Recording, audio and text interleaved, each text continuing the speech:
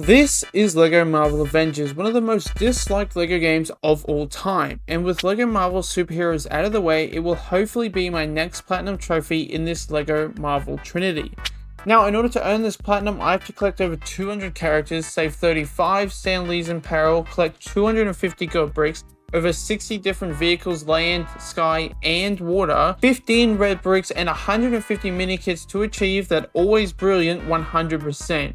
Now, will I truly be able to work my way through all of these collectibles and this horribly slow story, or will I fail miserably?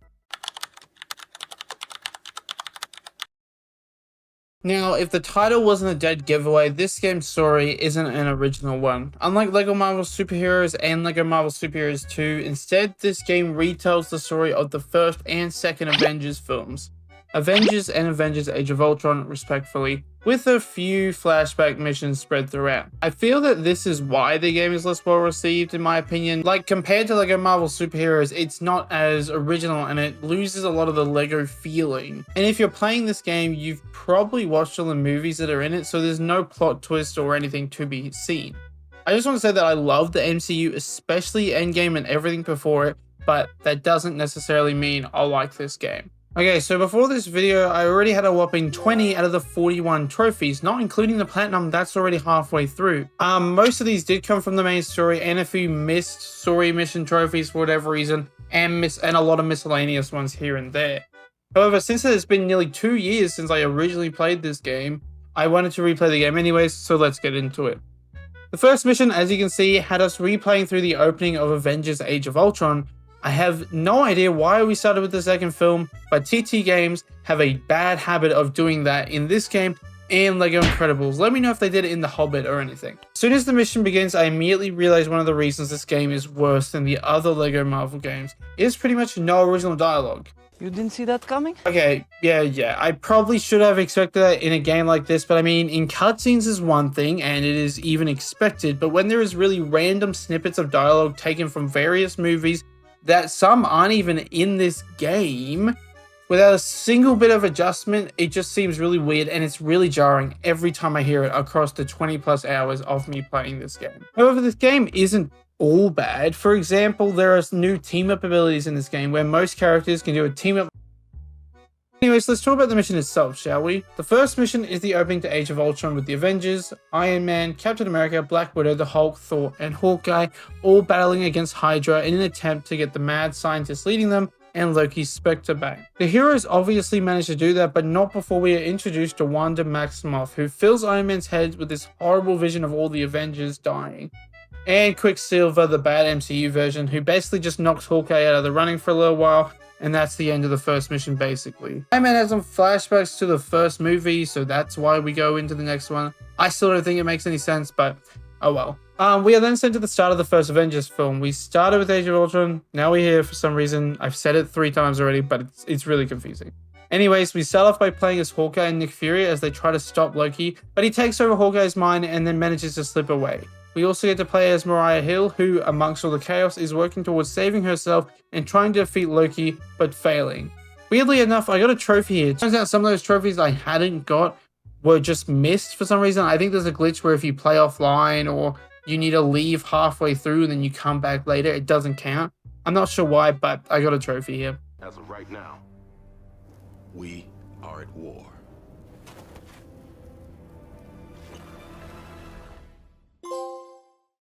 We then got to watch Black Widow recruiting Bruce Banner, because there is no one that understands gamma radiation like the Hulk himself. Then we play as Iron Man being recruited by Agent Coulson, then we jump to Captain Rogers himself. That leads us straight into our next mission.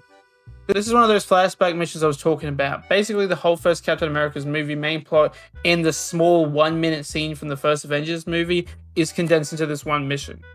We start off by repairing all of Steve's gym equipment, because how else will Super Soldier relive his tragic past?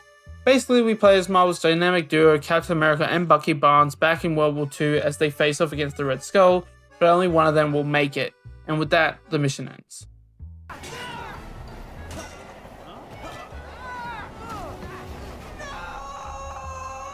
With Captain America now on our team, it is time to face off against Loki. This fight was pretty straightforward. We would hit him enough to get rid of 3 of his hearts, then he would summon a bunch of clones where we would destroy them, But after that, it was finally some time for Shakespeare in the park.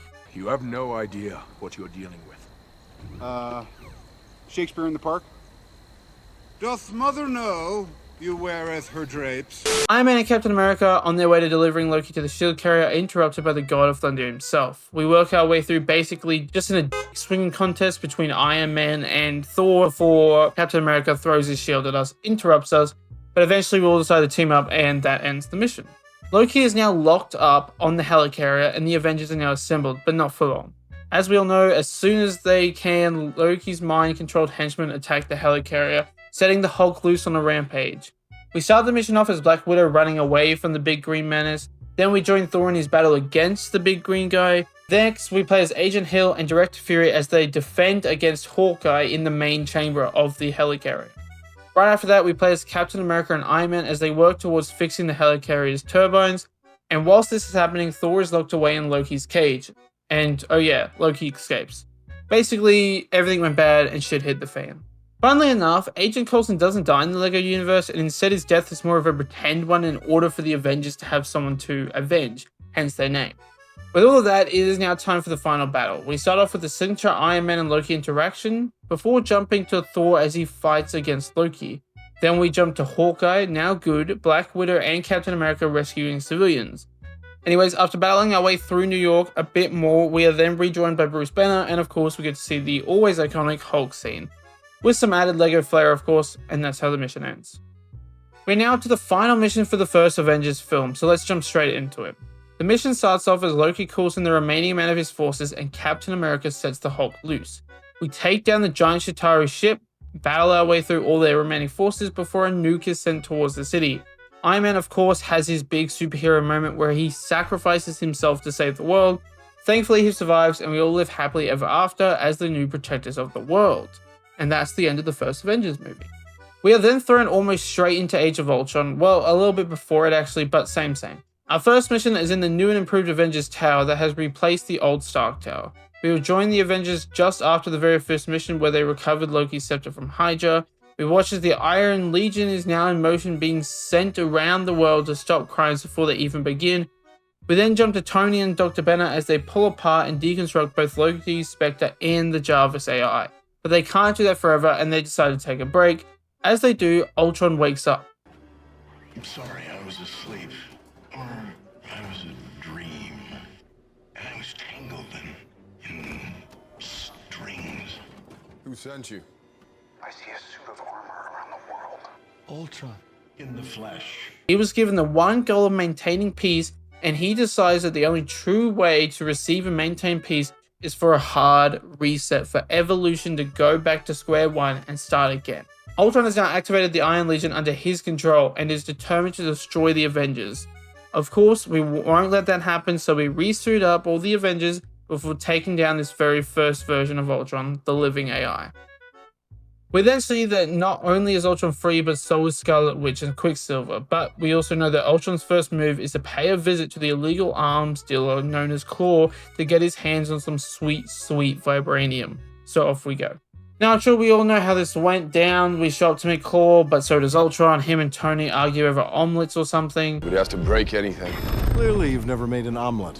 You beat me by 1 second. And then it's an all-out battlefield. We first had a fight against Quicksilver, as annoying as he is, and watch him try and catch Thor's hammer. But then we went up against the Scarlet Witch, but before we were able to put her down, she managed to play some mind tricks on all the Avengers except for Hawkeye and Iron Man, and we got to play through some of their visions. Thankfully, during this, Iron Man managed to put an end to the latest version of Ultron, but whilst he's doing that, the Scarlet Witch managed to get her hands on the Hulk. However, we got to deploy the Hulkbuster, and we are able to somewhat safely calm down the Hulk, and that ends our mission, but the whole world now thinks the Hulk's a villain. After that major loss on the Avengers side, they took some time to rest and recuperate at Hawkeye's home amongst his wife and kids. We got to play this cool little wood chipping minigame, but who cares about that. The next mission had us trying to put an end to Ultron upgrading himself again. This time he's trying to upload himself into the body that will later become the Vision. But we can't let that happen now, can we? We start off by fighting against Ultron as Captain America on top of a moving truck, but then we watch as the twins turn against Ultron and Black Widow manages to safely deliver the Vision body to Tony Stark. So all in all, pretty successful mission, but it's not over yet. Time for the next level. I promise we are nearly done the story, just hold on a little bit longer. But while you're holding on, be sure to subscribe if you haven't. I upload plenty of platinum videos. I may not upload very consistently, but when I do, it's always a banger. Before our next mission, we get to see the Vision body come online, this time under the control of the trustworthy AI Jarvis, and is now the newest member of the Avengers, being able to lift Thor's hammer and all. This mission started off with Black Widow setting the Hulk loose, but this time he's a good guy, and then we just battled our way through as the original Avengers and the Romanoff twins. Before we finish up the mission, we see that the helicarrier and S.H.I.E.L.D. is back. Oh yeah, between the two Avengers movies, Captain America Winter Soldier happened, where we found out S.H.I.E.L.D. was mostly run by Hydra, so S.H.I.E.L.D. crashed down, and it's a whole big thing in Age of Ultron. I got a trophy for beating this level, and at this point, I don't even know what trophies I do and don't have, but here it is. Now it is time for the final story mission of this game. Finally, this game might have had the same amount of levels as LEGO Marvel Superheroes, but man, it feels so much longer.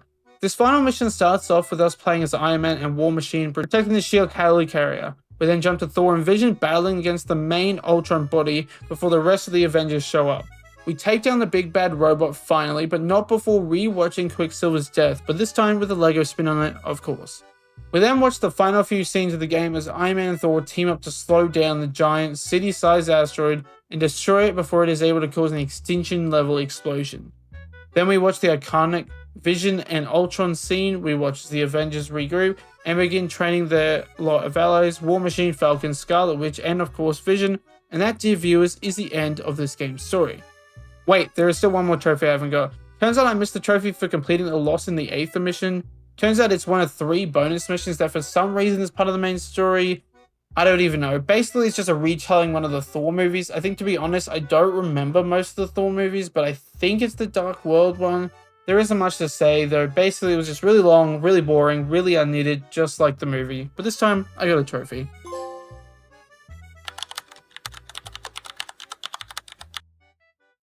Okay, so with the ridiculously long story out of the way, it wasn't really that long. It just felt very long to me. We now have to do it all over again, but this time in free play so that I can unlock all the gold bricks, true Avengers and Stan Lee's, and the red bricks and character tokens. Surprisingly, this game doesn't have a trophy for any of those, but I need to collect them all for that. I'll do it myself. I am Iron Stan, going nowhere, and perfect, whatever that word is, trophy. Let me know down below if you can say it. I have already explained how the replaying these missions works in free play back in my LEGO Marvel Superheroes Platinum video, so go watch that if you're confused. I'll be sure to link it down below. Eventually, I did manage to get another trophy, which was for dying and respawning as Agent Coulson. Not long after that, I realized that I have missed some missions. Turns out the one recapping the events of Thor: The Dark World isn't the only one like that. Now, this video is already getting too long, but basically there was one for Iron Man 3, Captain America Winter Soldier, and probably something else I'm forgetting. Either way, I did those and 100%ed them as well as all the other missions. By the way, huge shout out to the man Packatag. I'll leave a link to his channel below, but he is the GOAT at LEGO guides. I used him for this game, I used him for LEGO Marvel Superheroes 1, and I'm sure any other LEGO games that I platinum, I'll use him for as well. Okay, so the next trophy I got was We're Connected for playing as Harley Keener, that boy from Iron Man 3, and Iron Man in any level except the one they are normally in. I also got Beyond for dying and then respawning as Eldritch Killian, also from Iron Man 3. I then also managed to play as all Iron Man variants in one play session. This was super cool. Each suit has its own animations. There was a lot of callbacks to Marvel movies and even some comics like the Superior Iron Man suit. After managing to rescue all Stan Lee's, I finally unlocked him as a playable character and turned him into his own Hulkbuster. I then, with all the mini-kits collected, read through all the mini-kit comics. I then activated all red bricks at once, ending off this chapter of the video. Now, the remaining cleanup for this game is quite different to LEGO Marvel Superheroes. For one, the open world isn't just Manhattan and the helicarrier this time. Yes, those two are places in this game, of course, but there are also several other hub worlds to explore, each with their own characters, vehicles, Stan Lee's, and quests, from Malibu to Washington DC to even Asgard. The stuff within these hub worlds was also different to that of Superheroes, and in my opinion, a lot better. There were a series of submissions where we help Agent Carter relive the glory days. He places a grey vintage filter on the screen and changes all the cars to match the time, so it's pretty cool. Overall, I really did enjoy the cleanup of this game more. However, the majority of the remaining trophies aren't for the hub worlds and instead are for completing a number of different stuff with certain characters. Well, except for one. So the first trophy I got of this cleanup was Globetrotter for visiting all hub worlds in a single playtime. I then got a bunch of character trophies. Now, I won't talk about them all, but they're currently going off in the background. There was a lot of them. Like, this was almost all of my cleanup. Like, it was insane. I did not expect this. But then, after all that, I witnessed the 100% Stud Fountain and got my Platinum Trophy. And that was my LEGO Marvel Avengers Platinum experience. Ultimately, it was mostly more enjoyable than Superheroes. Of course, LEGO Marvel Superheroes is still a much better game. Nothing can top it, not even LEGO Marvel Superheroes 2. Maybe LEGO Marvel Superheroes 3, if they pick up their game, could have a chance. But the cleanup was a lot more enjoyable this time around, definitely. I did originally plan to do all the DLC as well, but this video is already way too long. So let me know down below if you'd like a dedicated video for the DLCs. But for now, I'll take my leave and see you all next time in LEGO Marvel Superheroes 2.